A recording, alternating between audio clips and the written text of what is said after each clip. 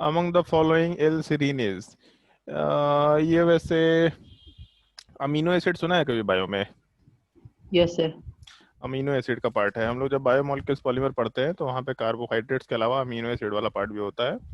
L serine के structure में ऐसा कुछ होता है जहाँ तक हमको ध्यान है, दो कार्बन होगा, इस पे एक OH ग्रुप होगा, यहाँ पे एक NH2 होना चाहिए और इस पे एक COH ग्रुप होना चाहिए। मतलब अमीनो एसिड वाला पार्ट है, एसिड भी है और अमाइन वाला ग्रुप भी है, और उसके अलावा एक OH होता है। ऐसा कोई स्ट्रक्चर दिख रहा है क्या? अच्छा, एल सीरीन बोला ना, तो एल स्ट्रक्चर इसको छोड़ देना, अभी के लिए छोड़ दो। एल क्या होता है इसको रहने दो। सीरीन का मतलब ये हो गया, दो कार्बन है जिसमें से एक कार्बन पे COH और NH2 है और दूसरे कार्बन पे OH। जैसे पहला ऑप्शन, एक कार्बन, दूसरा कार्बन, उस पे OH, और इस पहले कार्बन पे NH2COH, मतलब ये हो सकता है पॉसिबिलिटी, ठीक है।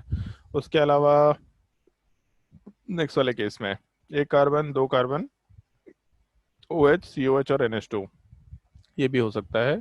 थर्ड वाले केस में एक कार्बन, दो कार्बन, इस पे NH2COH, इस पे OH, ये भी हो सकता है। और फोर्थ वाले केस में भी एग्जैक्टली सेम टाइप का स्ट्रक्चर है। मतलब एक चीज तो है कि चारों ही सीरीन का स्ट्रक्चर है। एल कैसे मालूम पड़ेगा, डी कैसे मालूम पड़ेगा, ये आज मेंशन करेंगे हम, ठीक है। और कोई डाउट? सीरीन ध्यान रखना, ये वैसे हम लोग अमीनो एसिड के सीरीज में याद रखा करते हैं सब चीज। बायोमोलिक्यूल्स में अमीनो एसिड नहीं बताया जाता है क्या बायो में? केमिस्ट्री में बता। नहीं, बायो में। हाँ सर। हाँ सर, बताया है। तो उसमें ये मॉलिक्यूल होगा, जैसे ग्लाइसिन, एलानिन, वेलिन, इन सब स्ट्रक्चर्स के अलावा सीरीन वाला पार्ट ध्यान रखना होता है थोड़ा, ठीक है। और कोई डाउट? सर, ये लिंकेज आइसोमेरिज्म क्या होता है? क्वेश्चन नंबर 2 में था। यार ये सवाल तुम लोग को यहाँ पे नहीं पूछना चाहिए, ठीक है। मतलब प्रीवियस ईयर क्वेश्चन इसलिए डाल दिया है। जैसे मान लो कोऑर्डिनेशन कंपाउंड है अगर, ठीक है। कोऑर्डिनेशन कंपाउंड इस टाइप का एक दे रखा, COCN6, ठीक है। और बाहर कुछ प्लस माइनस चार्ज टाइप से कुछ दे रखा, माइनस ही चार्ज होगा बेसिकली। अगर हम लोग COCN के जगह पे CONC कर दे, तब यहाँ पे हम लोग टर्म लिंकेज आइसोमेरिज्म यूज कर सकते हैं बेसिकली। जैसे मान लो कि NO2 है, तो NO2 वाले पार्ट में अपने पास नाइट्रोजन के ऊपर लोन पेयर है और ऑक्सीजन के ऊपर नेगेटिव चार्ज है। तो ये दोनों ही सेंट्रल मेटल से अटैच हो सकता है, जो कि एक कोऑर्डिनेशन कंपाउंड में होता है। मतलब जो भी मेटल होता है उस मेटल वाले पार्ट से दोनों पार्ट अटैच हो सकता है। अगर एक स्ट्रक्चर में N अटैच हुआ, दूसरे में ऑक्सीजन अटैच हुआ, तो जो एटम सेंट्रल वाले पार्ट से, एक मिनट, हाँ, जो एटम वाला पार्ट उस मेटल वाले पार्ट से अटैच्ड है, उस चीज़ को हम लोग क्या बोलते हैं, उस चीज़ को हम लोग कंसिडर करते हैं उस लिंकेज आइसोमरिज्म में। मतलब अगर मेटल एटम से अटैच होने वाला एटम चेंज हो गया, तो उसके इसमें हम लोग लिंकेज आइसोमरिज्म वर्ड आराम से मेंशन कर सकते हैं। और कोई डाउट? इसीलिए इसको अभी नहीं कर सकते, कोऑर्डिनेशन कंपाउंड में कर पाएंगे, ठीक है। और कोई डाउट?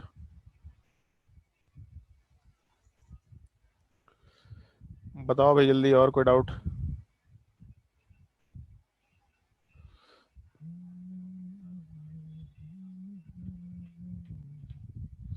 बोलो भाई। अच्छा एक चीज बताओ, मेरा दोस्त आज मेरे से एक सवाल पूछ रहा था, वो भी एजुकेशन के स्टार्टअप में ही है। उससे वो सवाल पूछ रहा था, उससे उसका इन्वेस्टर एक सवाल पूछ रहा था, तुम लोगों को क्या लगता है कि ऑनलाइन क्लासेस जो है वो इफेक्टिव होगा कभी? बताओ भाई कोई, ऑनलाइन क्लासेस जो चल रहा है पूरा सिस्टम, ये इफेक्टिव होगा क्या इन फ्यूचर? अब ऐसा हो होगा। सकता है कि ऑफलाइन क्लासेस की जगह ऑनलाइन ही क्लासेस हो जाए, पूरा ऑफलाइन क्लासेस नहीं, बंद हो जाए, केवल ऑनलाइन हो जाए। हो सकता है। हो तो सकता है सर, लेकिन आज के लिए पूरा खराब ही है। नहीं खराब ही नहीं, अगर तुमको कोई ऑप्शन देगा कि ऑनलाइन और ऑफलाइन करो, तो तुम क्या सेलेक्ट करेगा? सर जो बाहर का, जैसे हम लोग सोचेंगे साहेबगंज से ही पढ़े तो सब चीज अच्छा रहेगा, तो उसके लिए ऑनलाइन ठीक है। हाँ। और जैसे चंदन सुधांशु लोग वहीं का है, तो वहाँ तो कोचिंग अगर जा सकता है तो वो अच्छा है। अच्छा, ऑनलाइन क्लासेस में मजा आता है? नहीं, सामने में मजा आता है सर। तो वैसी बात है, मजा तो नहीं आएगा। हम्म। तो जब मजा ही नहीं आएगा तो पढ़ाई तो वैसे ही बेकार चीज है। हमको तो ये लगता है, जैसे एक चीज यस हो सर। सकता है कि मान लो एक साल तक लॉकडाउन रह गया, तो लोगों को हैबिट बन जाएगा कि चलो ऐसा ही करना है। बट हैबिट बनाना एक अलग चीज है, और मतलब मजबूरी में वो काम करते रहना अलग चीज है। जैसे लोग इसका एग्जाम्पल ऐसा देते हैं कि जब 2008 में रिसेशन आया था, रिसेशन में नहीं आया था एक्चुअल में।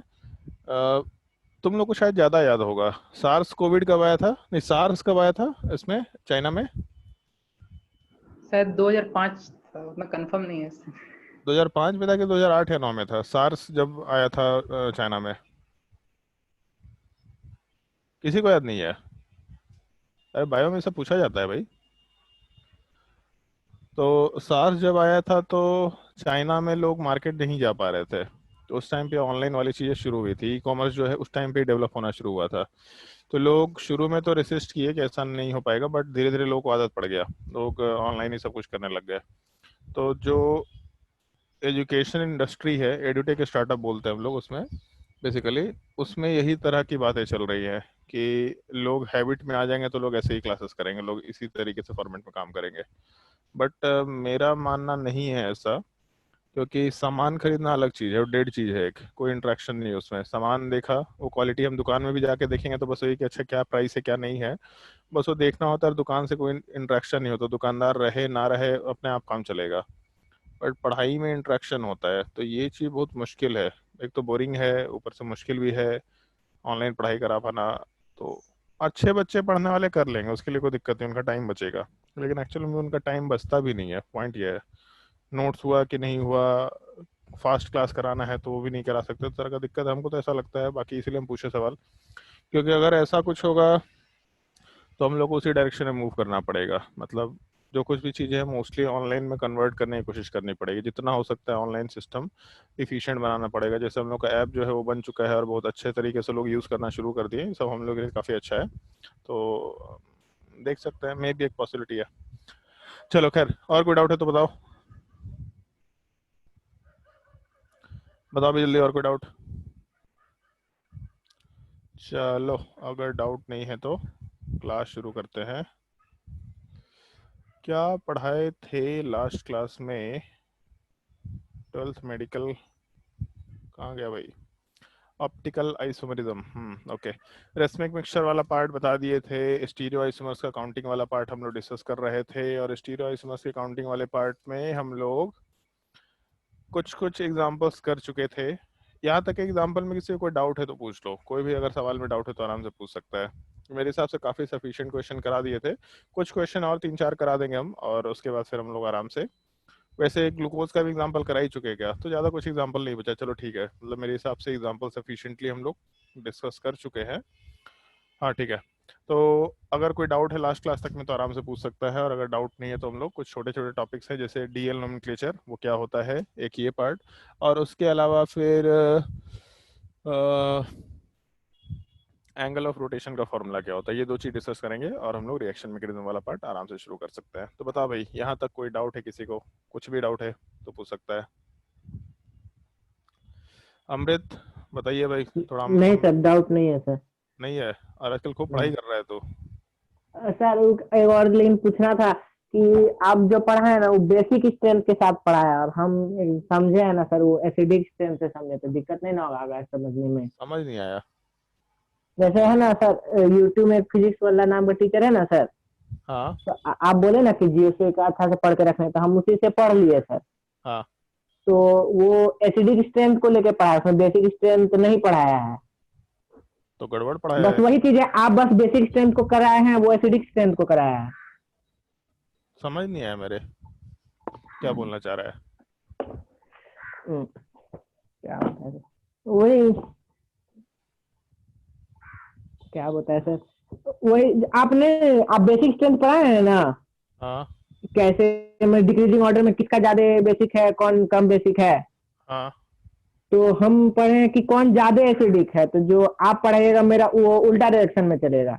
वो गलत तरीका है, एसिडिक स्ट्रेंथ से नहीं पढ़ा सकते चीज़ों को, क्योंकि एसिडिक अच्छा। स्ट्रेंथ कंपेयर करने के लिए ही उसके कंजुगेट बेस का बेसिक स्ट्रेंथ कंपेयर करना होता है। हो। वो बच्चा वाला तरीका है, मतलब बच्चा लोग ऐसा सीख लेता है कि चलो बेसिक स्ट्रेंथ कंपेयर नहीं करना है तो उसके एसिडिक स्ट्रेंथ से काम कर लिया। बट वो अच्छा। तरीका गलत है, बहुत गलत तरीका है, क्योंकि एसिडिक स्ट्रेंथ कंपेयर करने के लिए ही बेसिक स्ट्रेंथ कंपेयर किया जाता है। तो आप एसिडिक स्ट्रेंथ कैसे कंपेयर कर सकते हैं? पॉइंट ये है।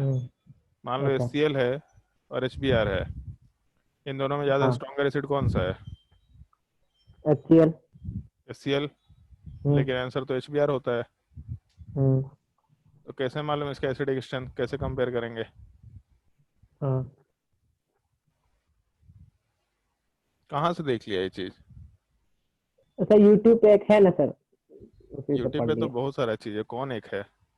फिजिक्स वाला नाम का है ना सर।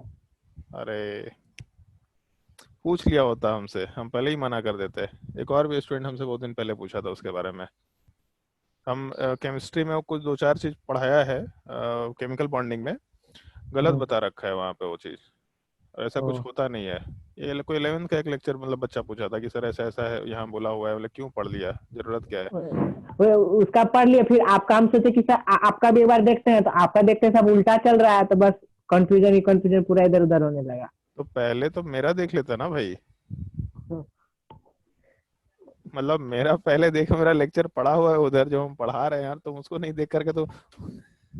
अरे वो सीरियल ऑर्डर में था ना, मेजोमेरिक इंडक्टिव इफेक्ट सब शुरू से ही था, तो हमको लगा सीरियल ऑर्डर से देखना ठीक रहेगा, इसलिए हम उसी का पढ़ लिए सर। तो बस बढ़िया है, फिर HCl को तुम ज्यादा स्ट्रॉन्गर एसिड बताना, और क्या, हमको कोई दिक्कत नहीं है। कंफ्यूज रहना दुनिया में, ठीक है, कोई तकलीफ नहीं है अच्छा, हमको। आपका देख लेंगे सर। अब देखो ना देखो, हमको कोई तकलीफ नहीं है। देखो तुम फिजिक्स वाला को मजे से, अच्छी चीज है। मतलब उस टाइम पे हम क्लास करा रहे थे तुम लोगों को एसिडिक बेसिक स्ट्रेंथ का, बोले भी थे कि क्लास कर लेना, लेकिन क्लास नहीं किया तुम लोग। चंदन क्लास किया, सुधांशु क्लास किया, ये लोग रेगुलर क्लास करके वो सारा टॉपिक क्लियर किए। नाम में आदमी फिजिक्स वाला डाल रखा है, केमिस्ट्री पढ़ाएगा? बताओ यार, ये लॉजिकल टाइप का चीज नहीं है, तुम ऐसा हरकत किया है। चलो ट्राई करो सवाल।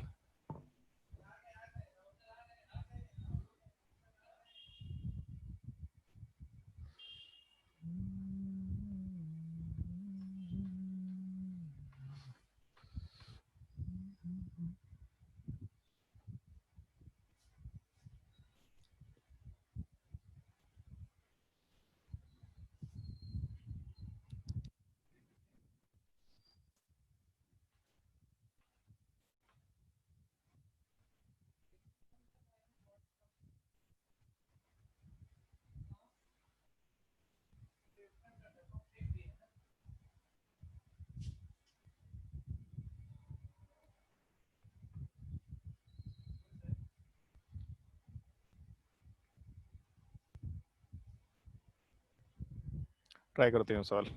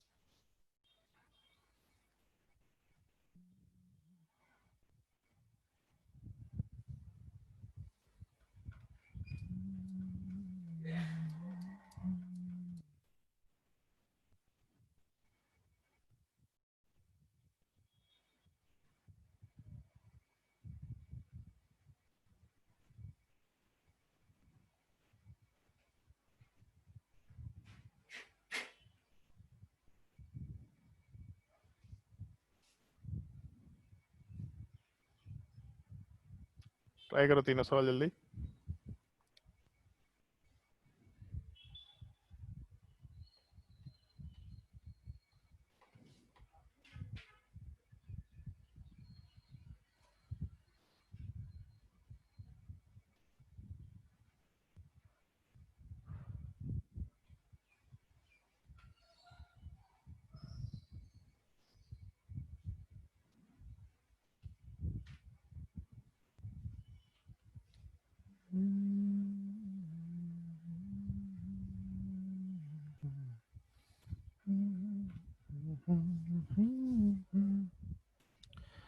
बताओ अभी सुधांशु, पहले वाले केस में क्या आंसर होना चाहिए? सर 8। पहले वाले केस में 8। 8, ओके। दूसरे वाले केस में सैकत।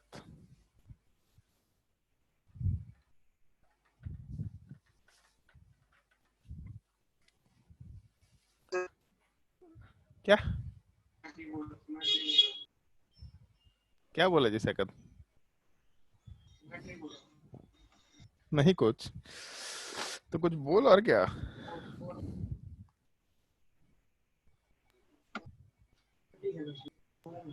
सो सिमेट्रिक है ना स्ट्रक्चर? क्या है? सर स्ट्रक्चर सिमेट्रिक है ना? हमसे पूछ रहा है, हम तुमसे सवाल पूछे तो हम इससे सवाल पूछ रहे हैं। गजब नालायक है भाई। अच्छा 4 सर 4। और पक्का? हाँ सर हाँ सर। चंदन यस सर। कितना? सर और सर 4। और पक्का? हाँ और कौन कौन है भाई? कल्पना,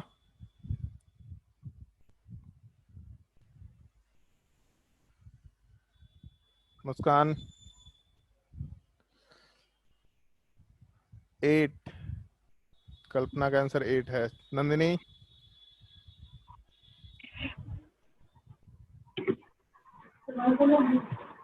क्या? नंदिनी का 4। सर, एक और मिनट, कायरल सेंटर तो नहीं दिख रहा है।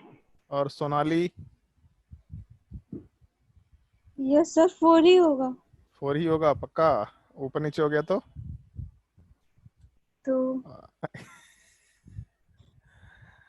अमृत, तो हिंदी में नाम कहे लिख दिया बे अमृत?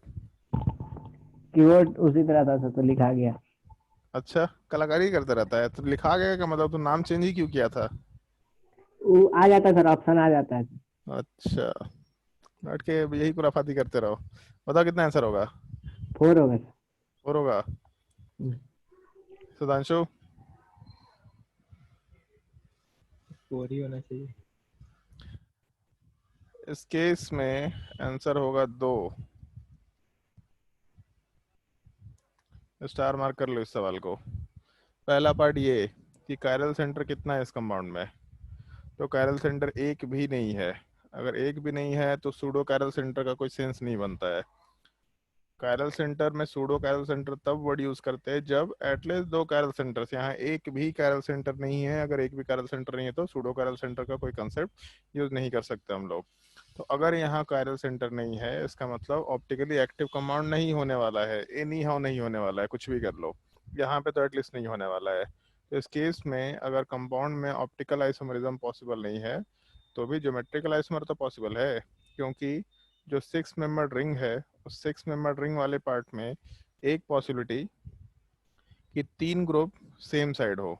अब सेम साइड में तीनों सॉलिड पे हो या तीनों डैश पे, कोई दिक्कत नहीं है। जैसे मान लो कि ग्रुप ये वाला पार्ट ऊपर जा रहा है, ठीक है, पेन जो है ऊपर जा रहा है, अगर इसे ऐसा घुमा दे तो फिर पेन वाला पार्ट नीचे जा रहा है। मतलब जो ग्रुप ऐसा था जिसमें सारे ग्रुप ऊपर की तरफ से सॉलिड, अगर इसको हम लोग ऐसा फ्लिप कर दे तो फ्लिप करने पे सारे के सारे ग्रुप नीचे की तरफ चले जाएंगे।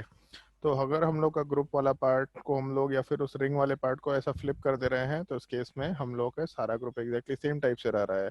तो सॉलिड रखो या उसको घुमा करके डैश पे लेके चले जाओ, कोई दिक्कत नहीं है।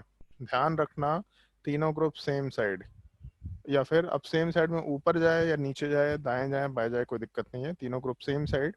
तो इसके जगह पे अगर हम लोग ये स्ट्रक्चर रखे तो भी कोई डिफरेंस नहीं होगा, ये स्ट्रक्चर वाला पार्ट एग्जैक्टली सेम ही कंसिडरेशन में रहेगा, ठीक है। और दूसरा, हम लोग कोई एक ग्रुप को अपोजिट करते हैं तो तीनों ग्रुप सेम है। अगर तीनों ग्रुप सेम है तो इस केस में तीनों में से किसी भी एक ग्रुप को दूसरे साइड लेके चले जाओ, किसी भी एक ग्रुप को, उससे कोई फर्क नहीं पड़ेगा, तीनों ग्रुप एग्जैक्टली सेम है। तो इधर वाले पार्ट को डैश पे ले जाओ या ऊपर वाले पार्ट को डैश पे ले जाओ या लेफ्ट साइड वाले पार्ट को डैश पे ले जाओ, कोई फर्क नहीं पड़ेगा। तो 3 में से एक group opposite, 2 group same side.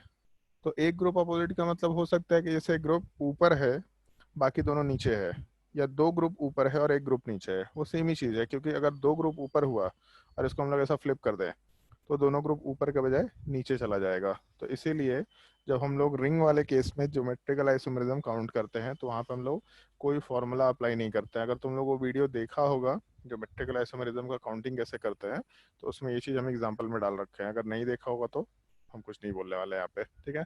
तो इस केस में तीनों ग्रुप सेम साइड, और तीनों में से कोई एक ग्रुप, क्योंकि तीनों सेम था तो कोई एक ग्रुप अपोजिट साइड, बाकी दोनों सेम साइड, टोटल 2 आइसोमर निकल के आएगा। अगर हम लोग क्वेश्चन नंबर 19 की बात करते हैं तो स्टार मार्क करके रख लो इस सवाल को। अच्छा सवाल है, सोचने लायक सवाल है। क्वेश्चन नंबर 20 में क्या होगा बताओ। सुधांशु कितना आंसर आएगा 20 में? 4। और पक्का?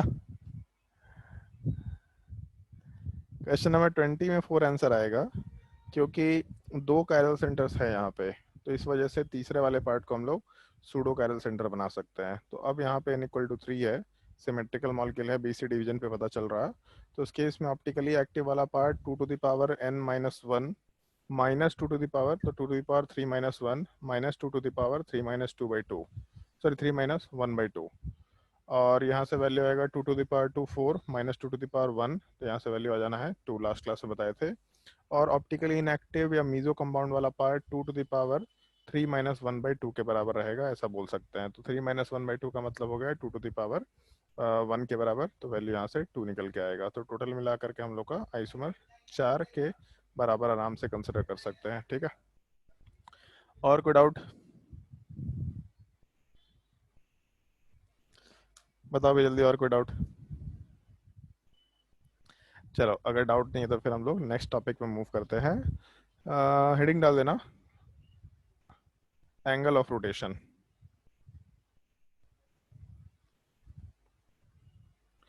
Angle of rotation. तुम लोग के पास, सबके पास नोट्स कॉपी है क्या, कि किसी के पास नोट्स कॉपी नहीं है? सबके पास ऑर्गेनिक केमिस्ट्री का नोट्स कॉपी है क्या? यहाँ ऑप्टिकल नहीं सर। आइसोमेरिज्म शुरू किया था, नहीं है? तुमको नो तो सर। बोले, तुम लोग को तो बोले हैं ना भाई कि अपना नोट्स कॉपी उठा के ले जाओ इधर से, यहाँ हॉस्टल में रखने का कोई फायदा नहीं है। इस साल सेशन ऑनलाइन ही रहेगा, नवंबर दिसंबर तक। सामान लेके जाओ, फालतू यहाँ पैसा खर्च मत करो। सर तो ऑफलाइन क्लास कब से स्टार्ट होगी? अगले साल, नए साल में। सरकार के प्रायोरिटी में कोचिंग सबसे लास्ट है या स्कूल सबसे लास्ट है, कोई भी रिस्क नहीं लेने वाला है। मल्टीपल रीजन है उसके पीछे। एक तो स्टूडेंट्स हैं जिनका एज कम होता है, सोशल डिस्टेंसिंग फॉलो नहीं कर सकते, और भी कुछ चीज़ें हैं। हम लोग भी इसलिए ऑफिस छोड़े हैं अपना, क्योंकि अभी ये सब चीज़ें नहीं चलने वाली हैं, बिल्कुल पॉसिबल नहीं कि ये सब चीज़ें चलेंगी। तो इसलिए ऑफलाइन क्लासेस तो अभी छोड़ दो, सितंबर अक्टूबर नवंबर तक कुछ नहीं होने वाला, कुछ भी नहीं। और तब तक तो तुम लोग का सिलेबस ही खत्म हो जाएगा, तो फिर ऑफलाइन क्लासेस का क्या ही फायदा होगा। उसके बाद ये होगा कि डाउट क्लास लेना है, तो डाउट क्लास लेना होगा तो ले लेना भाई, उस टाइम पे हॉस्टल फिर से ले लेना, क्यों फालतू में हॉस्टल का चार्ज देना है। जब हम लोग अपने ऑफिस का चार्ज नहीं देना प्रेफर कर रहे हैं, तो तुम लोग को हॉस्टल का चार्ज क्यों देना है, कोई सेंस नहीं बनता है। चलो ध्यान दो। जैसे सबसे पहला जो हम लोग का लेक्चर था, सबसे पहला लेक्चर जो आइसोमेरिज्म में हम लोग डिस्कस कर रहे थे ऑप्टिकल वाले पार्ट में, तो ऐसा बोला था कि एक हम लोग नॉर्मल वाइट लाइट जो होता है, इस वाइट लाइट वाले पार्ट को हम लोग एक निकोल प्रिज्म के थ्रू पास करते हैं। पूरा डायग्राम हम मेंशन नहीं कर रहे, बस तेजी से काम कर रहे हैं। तो जब उसको निकोल प्रिज्म के थ्रू पास करते हैं, तब उस केस में हम लोग को एक प्लेन पोलराइज्ड लाइट मिलता है। और जब हम लोग इसी प्लेन पोलराइज्ड लाइट वाले पार्ट को एक कंटेनर के अंदर एक सब्सटेंस के सॉल्यूशन के थ्रू पास करते हैं, तो इस केस में 2 पॉसिबिलिटी निकल के आता है। एक पॉसिबिलिटी ये कि लाइट जैसा था वैसे का वैसे ही रह गया, और दूसरी पॉसिबिलिटी ये कि लाइट वाला पार्ट अपने एक्सिस से आइदर क्लॉकवाइज रोटेट कर गया, या फिर लाइट वाला पार्ट अपने एक्सिस से एंटी क्लॉकवाइज रोटेट कर गया, मतलब जिस एक्सिस पे होना चाहिए था उससे एंटी क्लॉकवाइज डायरेक्शन में रोटेट कर गया। मतलब ये 2 पॉसिबिलिटी हो सकता है। तो ये जो सेटअप है, जो भी एक्सपेरिमेंटल सेटअप है, जिसमें हम लोग सॉल्यूशन को रखते हैं, वहाँ पे हम लोग टर्म यूज़ किया करते हैं पोलैरिमीटर ट्यूब। तो वहाँ पे जो डिस्कशन आया था अपना, उसमें यही चीज़ था कि जो भी कंपाउंड रोटेशन नहीं शो करेगा, वो सारे के सारे कंपाउंड तो ऑप्टिकली इनएक्टिव कहलाएंगे। मतलब यहाँ वाले पार्ट में हम लोग आराम से पहले वाले पार्ट में ऑप्टिकली इनएक्टिव कंपाउंड बोल सकते हैं, और जहाँ पे एंगल ऑफ रोटेशन आएगा उन सबको हम लोग आराम से ऑप्टिकली एक्टिव कंपाउंड बोल सकते हैं। डिस्कशन ये है कि जैसे अगर कोई कंपाउंड ऑप्टिकली एक्टिव है, तो उस ऑप्टिकली एक्टिव कंपाउंड में जो एंगल ऑफ रोटेशन वाला पार्ट है, मतलब जो हम लोग रोटेशन करा रहे हैं, तो एंगल ऑफ रोटेशन वाला पार्ट एग्जैक्टली कितना हो रहा है, कितने अमाउंट से हो रहा है, और किन किन फैक्टर्स के ऊपर डिपेंड कर रहा है एंगल ऑफ रोटेशन वाला part. Clockwise rotation, anti clockwise rotation तो चलो समझ में आता है, नैंशो में भी डिस्कस कर चुके हैं, लेकिन क्लॉकवाइज में कितने एंगल से रोटेशन, तो एंगल ऑफ रोटेशन क्या क्या फैक्टर्स के ऊपर डिपेंड करेगा, हम लोग बेसिकली यहाँ पे उसी चीज़ का डिस्कशन कर रहे होते हैं। तो अपने कॉपी में हेडिंग डाल दो एंगल ऑफ रोटेशन, और वहाँ पे थीटा से उस चीज़ को डिनोट कर सकते हैं। डायग्राम नोट करने की जरूरत नहीं है, डायग्राम हम लोग पहले डिस्कस कर चुके हैं। तो हम लोगों को 2-3 पॉइंट ध्यान रखना है। जैसे एक पार्ट ये, जो एंगल ऑफ रोटेशन है वो डिपेंड करेगा कि इस पोलैरिमीटर ट्यूब के अंदर जो सॉल्यूशन है उसका कंसंट्रेशन कितना है। ठीक है, तो सबसे पहला part, theta will be directly proportional to concentration of the solution. लेकिन एक चीज़ का ध्यान रखना है, इस कंसंट्रेशन को हम लोग ग्राम पर डेसीमीटर क्यूब के फॉर्म में रखेंगे। ये यूनिट का ध्यान रखना है, ग्राम पर डेसीमीटर क्यूब। कंसंट्रेशन का मतलब ये नहीं कि हम लोग मोलैरिटी की बात करते हैं।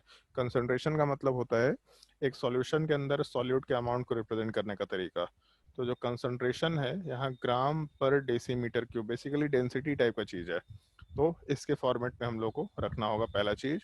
और दूसरा, एंगल ऑफ रोटेशन जो यहाँ निकल के आ रहा वो इस पोलैरिमीटर ट्यूब के लेंथ के ऊपर भी डिपेंड करता है। जितना ज़्यादा लेंथ होगा, जैसे ऐसा समझ लो कि सब्सटेंस ऐसा स्ट्रेट लाइन था, ठीक है, और जैसे जैसे आगे गया ऐसा रोटेट होना शुरू हुआ। तो जितना आगे बढ़ रहा है वैसे रोटेट होता जा रहा है। तो जितना लंबा ट्यूब लेंगे उस केस में जब शुरू से लास्ट तक जाना शुरू करेंगे, तो ऐसा है जैसे मान लो ऐसा है, यहाँ से शुरू किया और हम लोग ऐसा रोटेशन भी करते चले जा रहे हैं। तो जितना ज़्यादा डिस्टेंस होगा रोटेशन हम लोग को बाहर उतना ही ज़्यादा दिखाई देगा, क्योंकि हर एक पॉइंट पे सब्सटेंस उस प्लेन पोलराइज्ड लाइट को रोटेट करना शुरू कर रहा है। तो हम लोग सबसे शुरू में अगर थे, मान लो ऐसा एकदम बिल्कुल बिल्कुल वर्टिकल, अब यहाँ से थोड़ा आगे जाना है, बस यहीं तक जाना है, तो इसके इसमें रोटेशन थोड़ा सा ही हो पाएगा। लेकिन अगर इससे और आगे जाना होता तो रोटेशन और ज़्यादा होना शुरू हो जाता।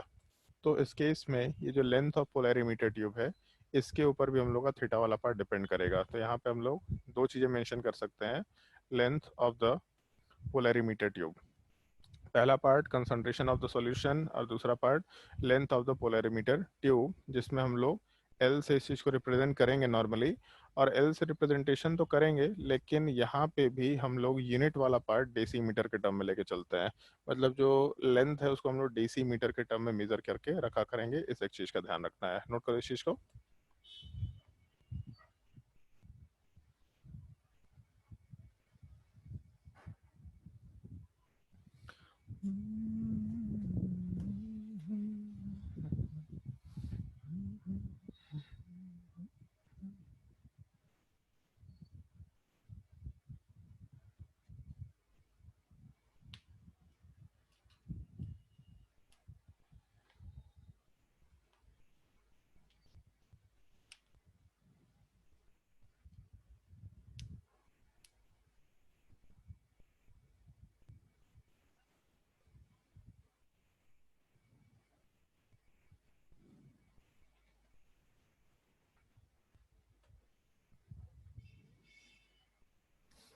चलो ध्यान दो, जैसे पहले वाले केस में theta is directly proportional to concentration of solution, ऐसा लिख दिया।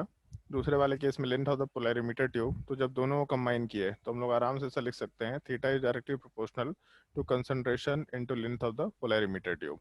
अब क्योंकि प्रोपोर्शनैलिटी है तो हम लोग एक प्रोपोर्शनैलिटी कांस्टेंट भी डिफाइन कर सकते हैं, और उस प्रोपोर्शनैलिटी कांस्टेंट को अल्फा से डिनोट किया जाता है। और वो अल्फा वाला पार्ट वेवलेंथ ऑफ लाइट, जो भी प्लेन पोलराइज्ड लाइट लेके चल रहे थे उसका वेवलेंथ, और साथ ही साथ टेम्परेचर ऑफ द सॉल्यूशन, या फिर वो जिस कंडीशन पे हम लोग पूरा सेटअप डाल रखे हैं उसके टेम्परेचर के ऊपर भी डिपेंड करता है।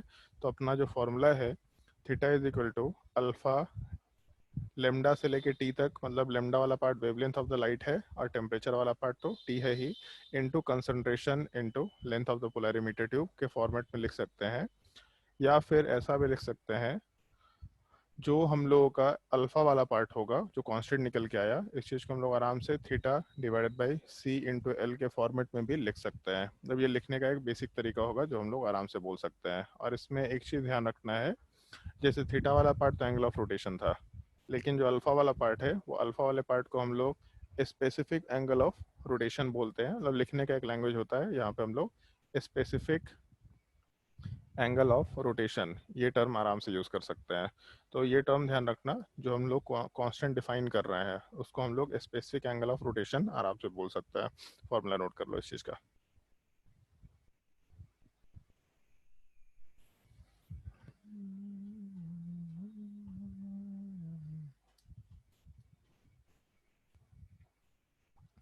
और एक सवाल का जवाब दो सुधांशु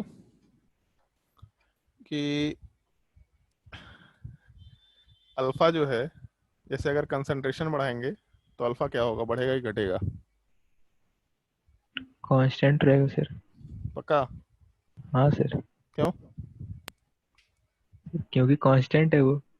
ठीक है, इस चीज़ का ध्यान रखना भाई। नॉर्मली फॉर्मूला इस फॉर्मेट में रखा जाता है, इस फॉर्मेट में नहीं रखा जाता है। तो हम लोग कंफ्यूज रहते हैं कि जैसे अल्फ़ा वाले पार्ट को हम लोग सी और एल से रिलेट कर देते हैं कि अगर कंसंट्रेशन बढ़ाएंगे तो अल्फ़ा घटेगा या एल बढ़ाएंगे तो अल्फ़ा घटेगा, लेकिन अल्फ़ा वाला पार्ट कांस्टेंट है। ये कांस्टेंट वाला पार्ट कभी भी चेंज नहीं होने वाला है। हाँ, ये होगा कि अगर सी बढ़ाएंगे तो थीटा बढ़ेगा, दोनों का रेशियो कैंसिल आउट हो जाएगा। एल घटाएंगे तो थीटा घटेगा, दोनों का रेशियो कैंसिल आउट हो जाएगा। तो इस एक चीज़ का ध्यान रखते हुए काम करना है कि हम लोगों का जो अल्फ़ा है वो हमेशा एक कांस्टेंट वैल्यू रखेगा, केवल लेमडा और टेम्परेचर के ऊपर डिपेंड करेगा। तो नोट लिख करके इसी के नीचे पॉइंट मेंशन कर लो।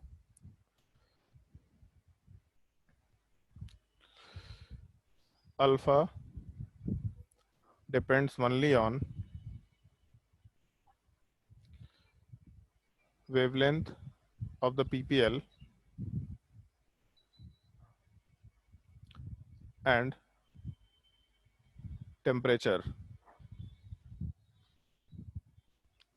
ब्रैकेट में लिख लेना, not on concentration or length of the polarimeter tube, not on concentration or length of the polarimeter tube। तो ये एक छोटा सा कंसेप्ट का पार्ट है जिसको थोड़ा ध्यान रखना होगा। मेरे हिसाब से इसमें न्यूमेरिकल सवाल तो तुम लोगों से नहीं पूछता है, क्योंकि इसके ऊपर न्यूमेरिकल वाला पार्ट जेई एडवांस में हम लोग कभी कभी करा देते हैं, वो भी बहुत इंपॉर्टेंट नहीं होता उधर के लिए, बस ये फॉर्मूला काम का होता है। तो इसलिए हम इसमें न्यूमेरिकल तुम लोग को बिल्कुल नहीं कराएंगे। हाँ, इन केस अगर न्यूमेरिकल आता है तो फॉर्मूला बड़ा सिंपल सा है, specific angle of rotation is equal to theta divided by C into L. ध्यान बस एक चीज़ का रखना है कि कंसंट्रेशन ग्राम पर डेसीमीटर क्यूब में होगा, लेंथ वाला पार्ट डेसीमीटर के फॉर्म में होगा। ऐसा हम लोग आराम से बोलते हुए चल रहे हैं, ठीक है? बड़ा एलिमेंट्री चीज़ है, मेरे हिसाब से आराम से समझ में आना चाहिए। फिर इसके बाद जो सबसे लास्ट टॉपिक है जो हम लोग को डिस्कस करना है, D and L nomenclature. Heading डाल दो, D and L nomenclature.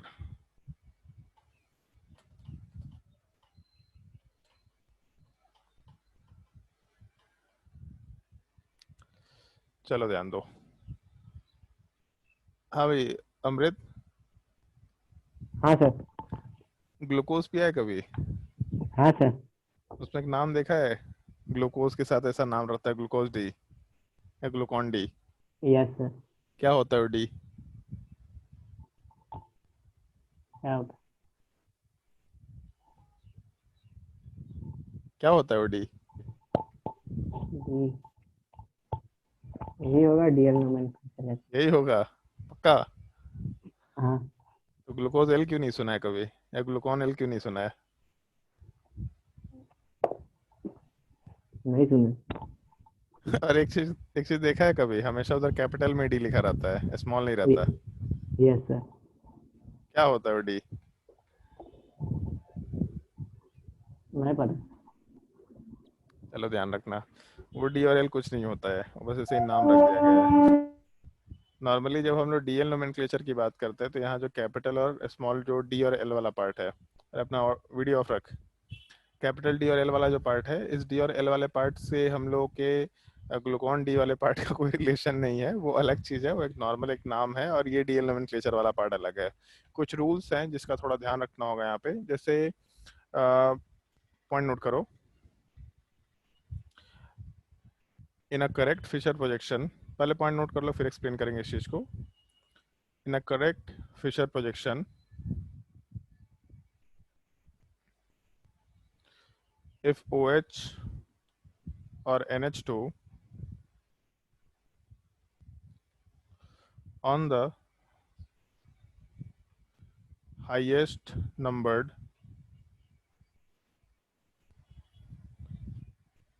chiral center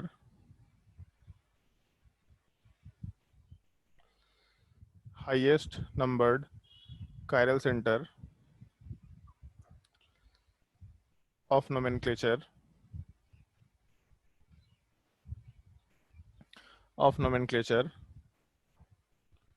is on the left side,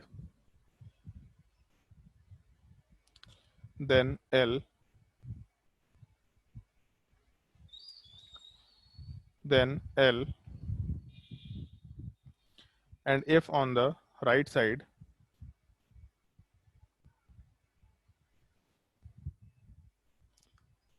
and if on the right side, then D.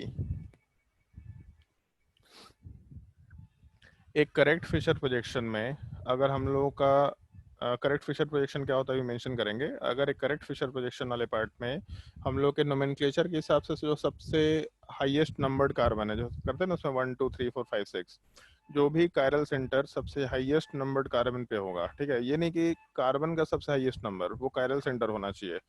तो जो कायरल सेंटर वाला पार्ट सबसे हाईएस्ट नंबर्ड है उस कायरल सेंटर पे अगर OH और NH2 ग्रुप प्रेजेंट है और वो लेफ्ट साइड में है तो L, सीधा लेफ्ट का L समझ लेना, ठीक है। L से लेफ्ट, L से L ऐसा मेंशन कर सकते हैं।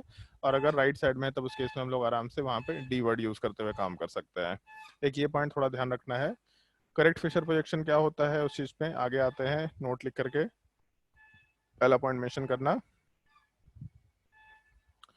It is a relative configuration. चाहे तो हेडिंग में भी इस चीज को डाल सकते हैं, जहाँ पे डी एंड एल नोमेनक्लेचर लिखे हैं यहाँ वाले पार्ट में रिलेटिव कॉन्फ़िगरेशन मेंशन कर सकते हैं। और एक चीज तुम लोग को शायद ध्यान होगा, जब हम लोग RS नोमेनक्लेचर की बात करते हैं तो वहाँ पे तुम लोग को मेंशन किया था एब्सोल्यूट कॉन्फ़िगरेशन RS नोमेनक्लेचर वाले पार्ट में। तो DL नोमेनक्लेचर में हम लोग रिलेटिव कॉन्फ़िगरेशन क्यों बोलते हैं उसका रीजन अभी मेंशन कर रहे हैं। It is a relative configuration because it is derived from it stand for DL nomenclature. क्या? इट यहाँ पर डीएल नोमेनक्लेचर को बोल रहे हैं ना। हाँ वही तो और क्या होगा। DL कॉन्फ़िगरेशन नोमेनक्लेचर मतलब कॉन्फ़िगरेशन है basically. It is a relative configuration because it is derived from glyceraldehyde. Glyceraldehyde से हम लोग जो भी कंपाउंड्स बना सकते हैं उन कंपाउंड्स के बेसिस पे ही हम लोग ये नोमेनक्लेचर वाला पार्ट डिराइव कर रखे हैं। मतलब ग्लिसरॉल्डिहाइड का जो स्ट्रक्चर होता है, किसी को मालूम है क्या स्ट्रक्चर होता है ग्लिसरॉल्डिहाइड का? एक कार्बन के ऊपर एक CH3 होगा, एक OH होगा, एक H होगा और एक CHO होगा। इस चीज को ग्लिसरॉल्डिहाइड बोलते हैं।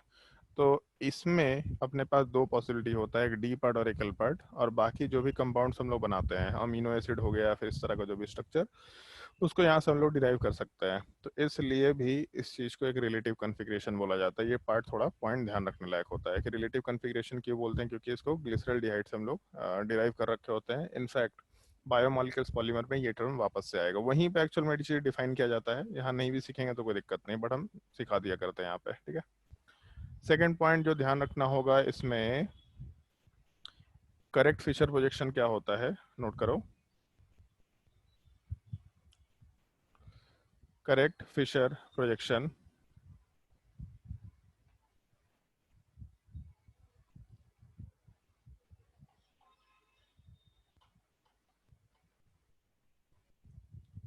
पॉइंट नोट करना है इसमें। जैसे हम लोग नॉर्मली करेक्ट फिशर प्रोजेक्शन की जब बात करते हैं तो यहाँ पे हम लोग एक छोटा सा टर्म यूज किया करते हैं बेसिकली कि हम लोग का जो लॉन्गेस्ट कार्बन चेन है नोमेनक्लेचर का, वो longest carbon chain vertical line पे होना चाहिए, हमेशा हमेशा वर्टिकल लाइन पे। और कार्बन नंबर 1 हमेशा टॉप पे होना चाहिए। इस चीज को करेक्ट फिशर प्रोजेक्शन बोला जाता है। तो फिशर प्रोजेक्शन सारे सही हैं, लेकिन जो करेक्ट फॉर्म है, जो सबसे ट्रू फॉर्म है, जब से सबसे ओरिजिनल फॉर्म है, उसमें पेरेंट चेन ऑफ नोमेनक्लेचर, केवल नोमेनक्लेचर का, जैसे IUPAC नोमेनक्लेचर में जो अपना कार्बन चेन पेरेंट चेन बनना चाहिए, वो वर्टिकल लाइन पे होगा। और वर्टिकल लाइन पे कार्बन नंबर 1 सबसे ऊपर होगा और बाकी सब नीचे रहेंगे। तो इसमें मेंशन कर लो, parent chain of the compound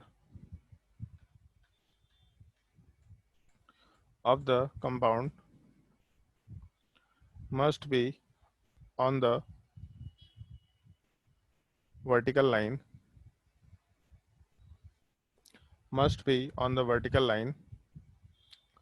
with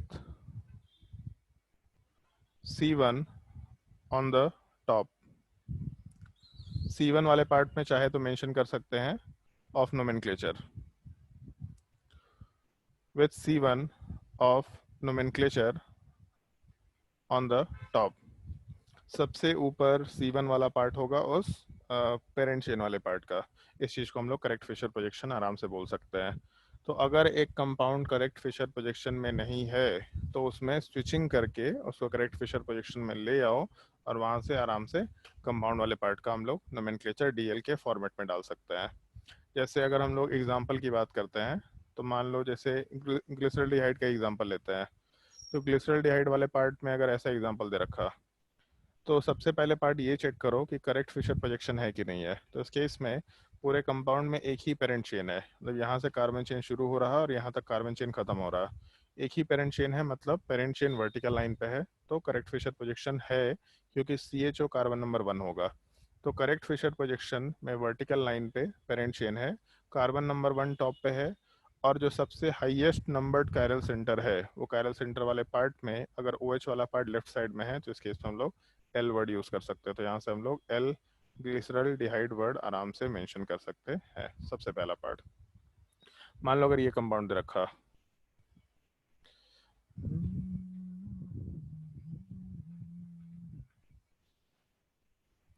इस कंपाउंड का नाम क्या है? अमीनो एसिड पढ़ा है ना तुम लोग बायो में, नाम क्या है कंपाउंड का?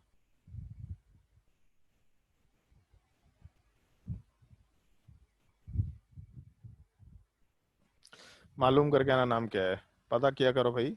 और अपने एनसीईआरटी में पहले सर्च करना। और ये सबसे पहला मेंबर है पूरे अमीनो एसिड के हम लोग के टेबल में, जो हम लोग को टेबल पढ़ना है ग्लाइसिन एलानिन इस तरह का, जो भी सबसे पहला मेंबर है जो ऑप्टिकली एक्टिव होता है। एकदम इसको याद रखना ही रखना होता है, हमेशा पूछा जाता है। तो इस केस में पहले पार्ट तो ये कि अगर एक सेकेंड इसको हम नीचे लिख लेते हैं। मान लो अगर ये कंपाउंड को हम लोग कंसिडर करना है तो इसमें हम लोग के साथ दिक्कत ये है कि हम लोग का करेक्ट फिशर प्रोजेक्शन वाला पार्ट वर्टिकल लाइन पे नहीं है। क्योंकि करेक्ट फिशर प्रोजेक्शन को अगर वर्टिकल लाइन पे रखना होगा, मतलब ये अपना कार्बन चेन है बेसिकली, इस कार्बन चेन में कार्बन नंबर 1 है। तो अगर कार्बन नंबर 1 वर्टिकल लाइन पे नहीं है तो इसका मतलब करेक्ट फिशर प्रोजेक्शन नहीं है। तो हम लोग आराम से इस कार्बन नंबर 1 को ऊपर लाना चाहेंगे, थर्ड नंबर कार्बन तो नीचे ही है। तो 2 स्विच करेंगे हमेशा, एक स्विच तो कर नहीं सकते क्योंकि कन्फिग्रेशन चेंज हो जाता है। तो जब 2 स्विच करेंगे तो हम लोग ऐसा कर सकते हैं कि इन दोनों को एक स्विच कर देते हैं पहला, और उसके बाद जब H ऊपर जाएगा तो यहाँ पे दूसरा स्विच कर देते हैं। तो अपने स्ट्रक्चर वाले पार्ट में COOH ऊपर चला जाएगा, इधर H जाएगा, इधर NH2 जाएगा और नीचे CH3। अब हम लोग का करेक्ट फिशर प्रोजेक्शन आ गया। और करेक्ट फिशर प्रोजेक्शन में हाईएस्ट नंबर्ड कायरल सेंटर पे NH2 वाला पार्ट लेफ्ट साइड में, मतलब L के फॉर्मेट में इसको आराम से बोला जा सकता है। नोट करो इसको। एक और एग्जांपल देते हैं ग्लूकोज का। सर फिर से एक बार इसको एल क्यों बोले? इसको L क्यों बोले? क्योंकि NH2 वाला पार्ट लेफ्ट साइड में है। अच्छा।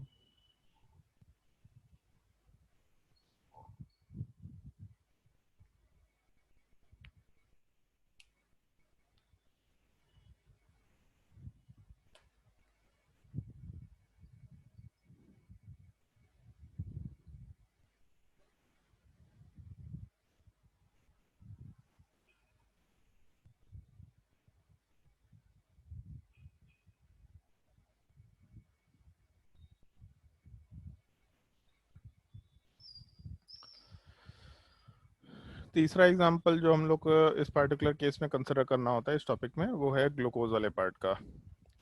और ग्लूकोज का स्ट्रक्चर कुछ ऐसा होता है। सबसे पहले CHO, और एक चीज थोड़ा ध्यान रखना,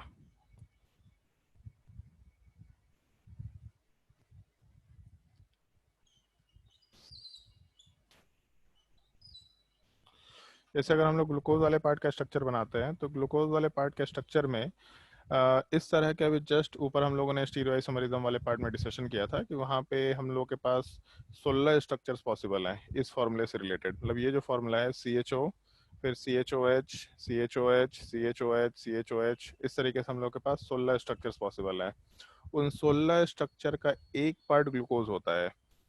मतलब उसमें एक पार्ट भी नहीं, बेसिकली 16 में आइसोमर्स होंगे तो 2 पार्ट उसमें ग्लूकोज होता है, एक डी ग्लूकोज एक एल ग्लूकोज।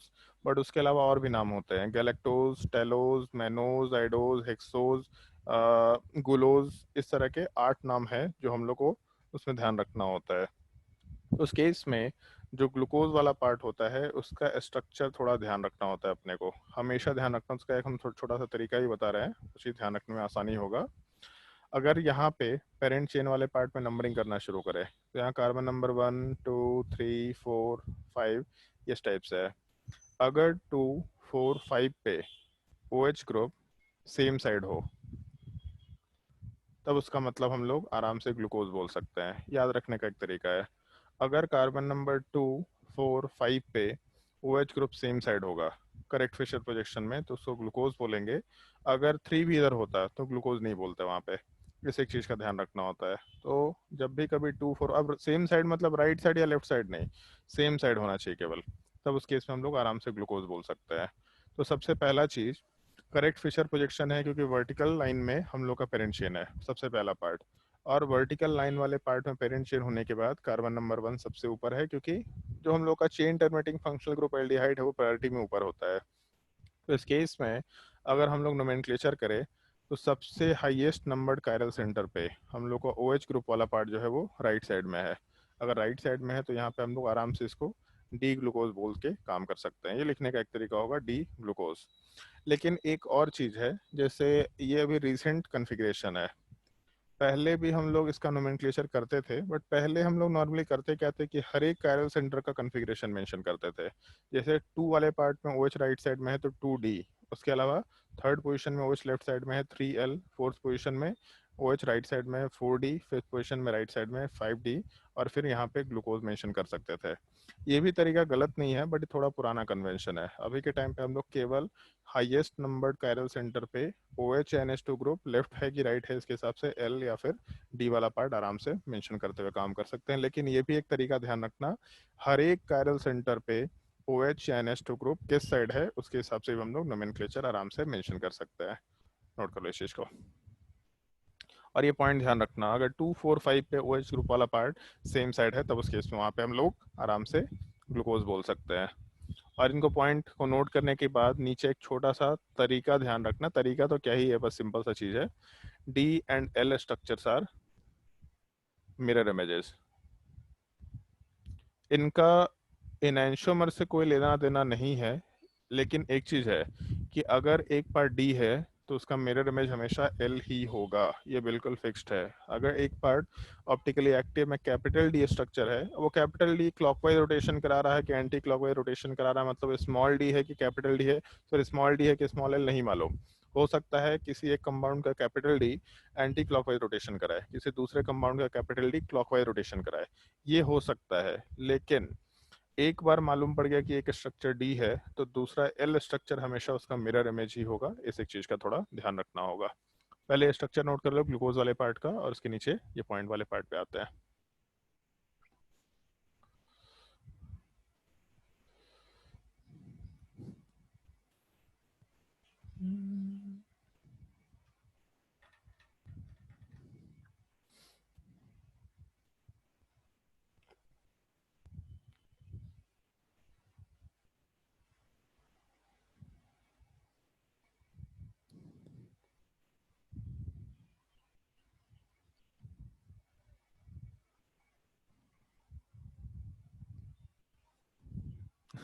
ये पॉइंट नोट कर लेना, there are no relation between DL and DL।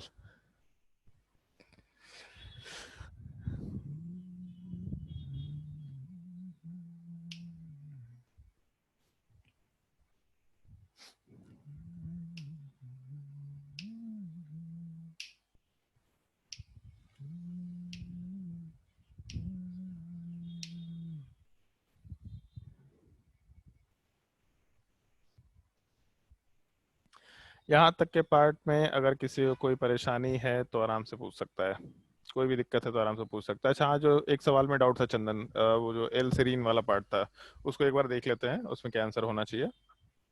इसको नोट कर लो पहले।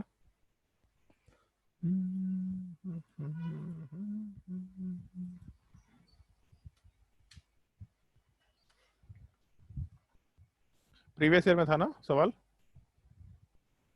Yes sir. ओके, एक मिनट। हाँ भाई, क्वेश्चन नंबर 6 में क्या आंसर होना चाहिए इसमें से, सोच के बताओ।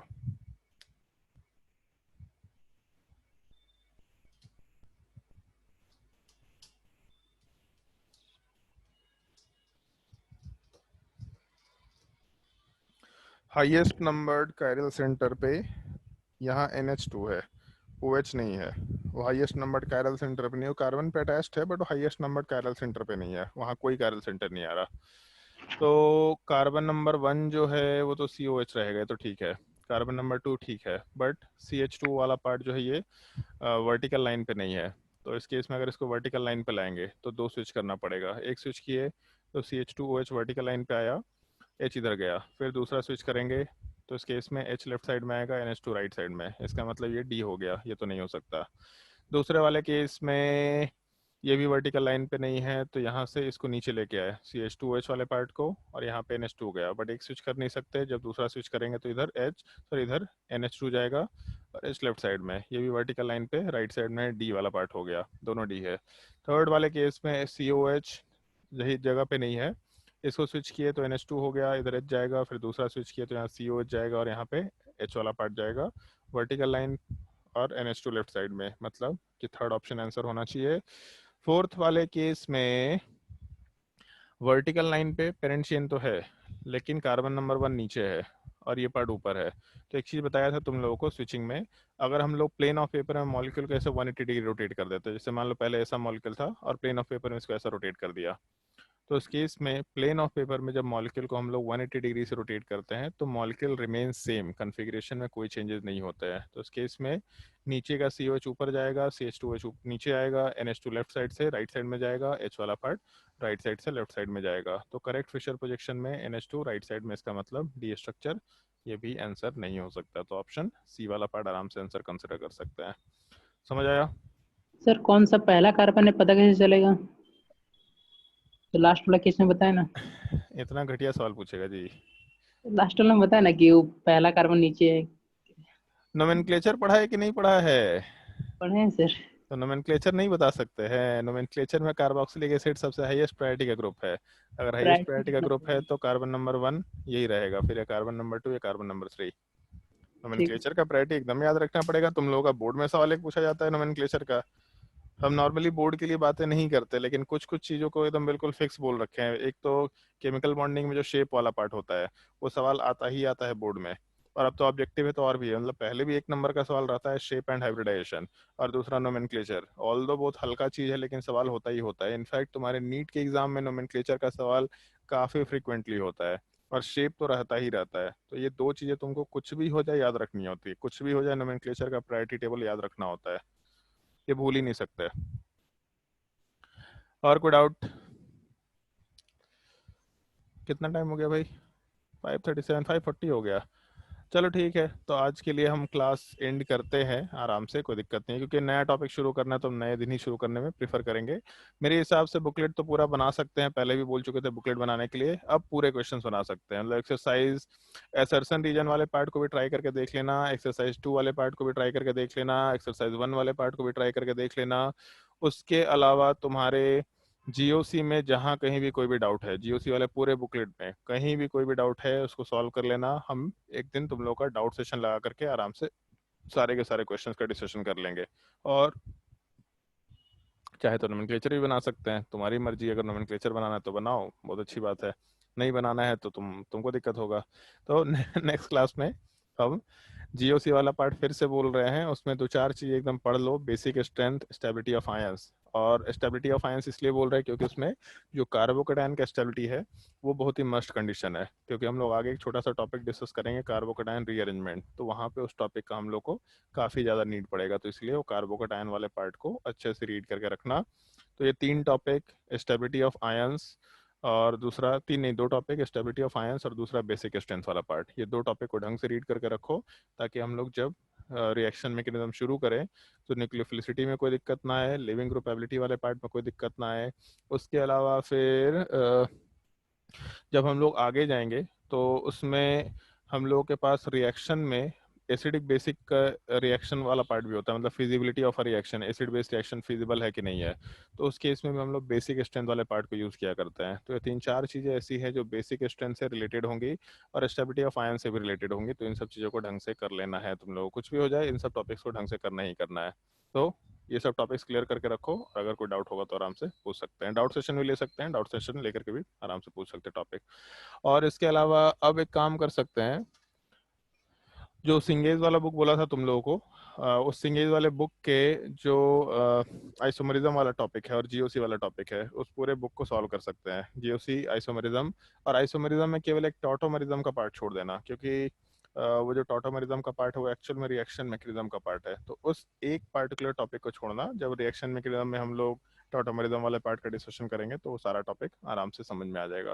क्योंकि ऑल्दो टॉटोमरिज्म को रिएक्शन उसमें आइसोमरिज्म में रखा जाता है, लेकिन एक्चुअल में आइसोमरिज्म का पार्ट नहीं होता है वो। तो इसलिए उस चीज़ को समझने के लिए थोड़ा बहुत हम लोग को एसिड बेस्ड रिएक्शन का फिजिबिलिटी मालूम होना चाहिए, उस चीज़ का हम लोग डिस्कशन आराम से कर पाएंगे। तो थोड़ा ध्यान रखना, टॉटोमरिज्म का सवाल कहीं देगा तो उसको छोड़ देना, बट बाकी बचे हुए आइसोमरिज्म के सारे सवाल को पूरा का पूरा सॉल्व कर सकते हैं। इनफैक्ट जो तुम्हारा टेस्टिंग पोर्टल है उससे भी प्रैक्टिस कर सकते हैं, जो भी आइसोमरिज्म का सवाल है, जो भी जीओसी का सवाल है, जो भी प्रैक्टिस करना आराम से प्रैक्टिस कर सकते हैं। अगर किसी को कोई डाउट होगा तो आराम से पूछ सकते हैं, ठीक है।